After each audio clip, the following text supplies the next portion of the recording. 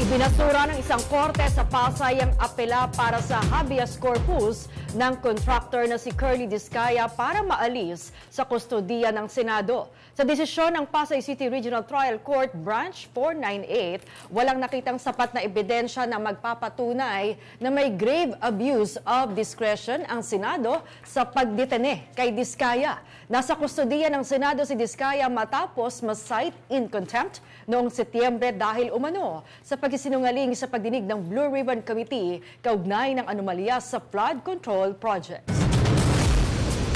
Target ng Bureau of Customs na makapagpasok ng mahigit 200 million pesos sa kaban ng bayan sa nalalapit na public auction ng 13 luxury vehicles na nasamsam mula sa mag-asawang Discaya. Yan ang umarangkadang balita ni PRTV News Correspondent Mari Ocampo. Ilang linggo matapos makumpiska ang luxury cars ng controversial contractor couple na sina Curly at Sara Discaya, inanunsyo ni Customs Commissioner Ariel Nepomuceno na target ng ahensyang isalang sa public auction ng mga ito ngayong Nobyembre. Ang target namin middle of November, dapat magawa na namin. May mga legal processes pa, no? Pero dun din tutungo yan. Ang target namin, more or less November 15, ma-auction yan. Kapag successful yan, I can assure it will be competitive and transparent.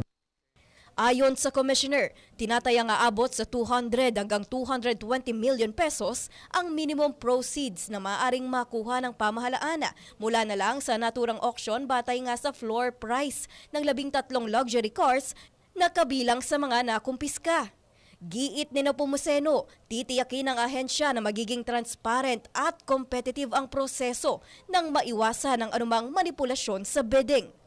Ang auction ay bahagi ng mas malawak na kampanya ng BOC laban sa mga nagtatangkang umiwas sa buwis, pati na rin sa iligal na nag-aangkat ng mga high-end vehicle. Kasabay nito, tiniyak ng BOC na tuloy-tuloy ang kanilang pakikipag-ugnayan sa Department of Justice upang mapanagot hindi lamang ang mga tauhan o driver na nadadamay sa operasyon, kundi mismo ang mga tunay na may-ari ng mga kumpanyang sangkot.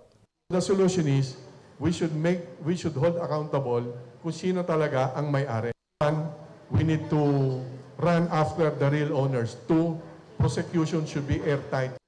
Sa gitna ng 7.1 billion pesos na kasong buwis ng mag-asawang Discaya, inaasahan ng Bureau of Customs na magiging simbolo ng transparency at accountability ang nalalapit na subasta. Ako, si Mari Ocampo ng PRTV News, nagseserbisyo para sa Pilipino.